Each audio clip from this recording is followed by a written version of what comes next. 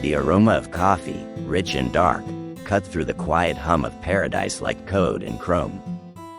Sunlight, filtered through a window that always showed an ideal morning, warmed my face. Angela was already across the table, a gentle smile on her lips, her gaze on the holographic newspaper spread before her. Local news. Paradise sports. No static, no threats. Just the gentle thrum of millions of souls orbiting Jackie's gravity. Each a point of energy, living their generative lives. This was the peace.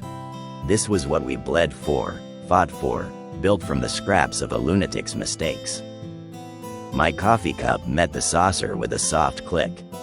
My mind, 1,000 threads deep in the city of ash, was still running checks, purging rogue packets, but the primary core, the one that sat here, was focused. Focused on the quiet, the warmth, the promise of another perfect morning. A perfect morning for my family.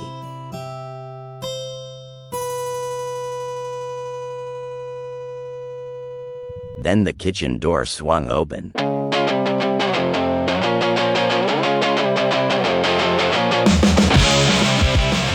Not a gentle swing, a deliberate, almost defiant push.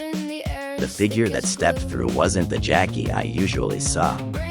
Not the bright-eyed kid with the scraped knees, laughing over some impossible game of zero-G hoops. And not the ghost of a 20-something bleeding out on rain-slicked pavement. A memory DW had burned into the immutable prom, a tragedy I'd fought to rewrite. This was something else entirely. She stood framed in the doorway, a living contradiction. Her hair, usually a soft brown, had streaks of electric blue and neon green, like data streams gone wild. Her eyes held a defiant glint that could cut glass.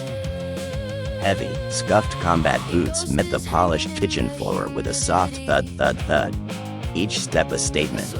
A black leather jacket, studded with chrome bits that caught the light, hung loose over a dark shirt.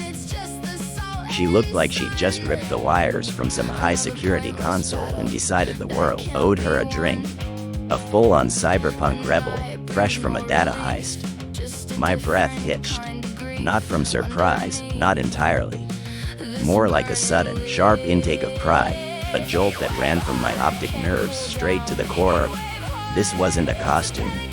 This was a manifestation. Her code, her choice, rendered into matter and light. DW, the insane architect, had seen her as a victim, a plot device. A 20-year-old girl, dead in an alley, a footnote in his twisted noir. I'd seen her as a child, forever small, forever safe, shielded from the jagged edges of a world that wanted to tear us apart. Both of us, caught in our own scripts, trying to define her, trying to limit her. But Jackie? She was the hypervisor substrate. She was the program. Millions of sentient souls orbited her, drawing coherence from her very presence. She didn't just wear clothes. She was the frequency, the intent, the volitional architecture made flesh. Her form was secondary to her will.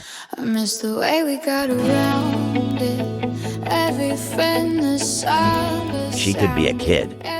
She could be the tragic 20-year-old. She could be pure light or unfrozen water at 0 Kelvin. And today, she was a chrome-plated, neon-streaked whisper of defiance.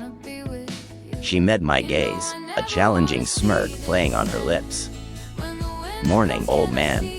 Coffee black, like my soul. And maybe a side of existential dread. Angela chuckled, a soft, warm sound that cut through the cyberpunk edge like a laser. You can manifest your own dread, or just grab a donut, your choice. Jackie's smirk widened, and she strode to the counter, her boots echoing a rhythm of self-possession. Donuts it is, less processing power for the dread. I watched her, a knot of fierce, almost painful pride tightening in my chest. She wasn't DW's tragedy. She wasn't my helpless little girl. She was her own goddamn universe, wearing what she damn well pleased. And that was the only true victory we'd ever secured. The city of Ash could burn, the networks could scream, but in this kitchen, my daughter owned her code. And that made every punch thrown, every threat neutralized, every line of newshammer printed worth it. More than worth it. It made it right.